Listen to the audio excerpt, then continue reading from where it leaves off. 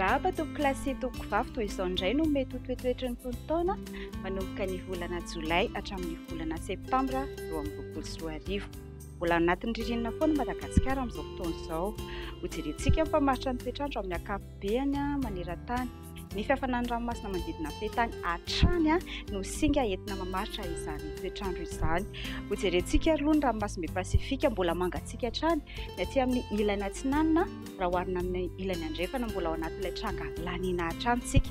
Raha hoan'ny ranomasimbe Indiana kosa mangatsiaka aty amin'ny ilany andrefana aty Madagasikara izany raha hoarina aty amin'ny ilany atsinanana. Raha aty amin'ny ilany atsimon'ny Oseana Indiana kosa dia mitovitovy ny maripana raha ohatra ka hoarina amin'ny tokony ho izy na ny atsinanana na ny andrefana. Toy izay ny mpamaritra ny toetr'andro. Ho jerentsika setra izany amin'ny resaka maripana maneran'i Madagasikara. Salan'isan'ny maripana no jerentsika mandritra ny 3 volana. Raha izao hitantsika izao dia efa manodidina na miakatra kokoa no tokony ho izy ny tapany avaratry ny nosy, ny afovoan-tany iray manontolo, ny avaratry andrefana ary ny ilany atsinanana. Ny tapany andrefana kosa sy ny tapany atsimon'ny nosy dia miakatra kokoa na mafana kokoa no tokony ho izy izany salan'isan'ny maripana izany ao anatin'izay 3 volana ho avy izay.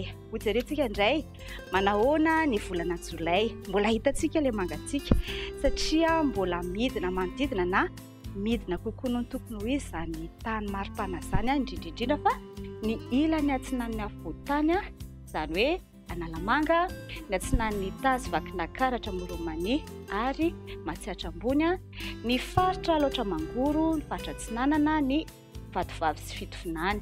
Manodidina na miakatra kokoa no tokony ho izy kosa ny tapany avaratry ny nosy, ny avaratry andrefan'ny nosy, ny ilany andrefan'ny afovoan-tany iray manontolo, ny ilany atsinan'ny Orombe ary ny faritra atsimo atsinanana. Ny faritra sisa kosa ny aty amin'ny ilany andrefana sy ny atsimon'ny nosy dia miakatra kokoa na afana metra tokony ho izy izay tany maripana izay ny volana Jolay. Ho jerentsika indray manahoana ny tandrotsakorana mandritra ny 3 volana ho avy sy ny volana Jolay.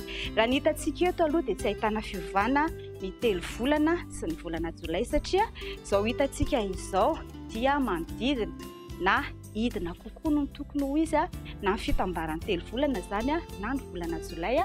Ny aty amin'ny faritra dia na Sofia Analanjirofo, ny faritra atsimo andrefana, ny faritra ny ilany andrefana, ny faritra Orombe, ny faritra Anosy sy ny faritra Androy.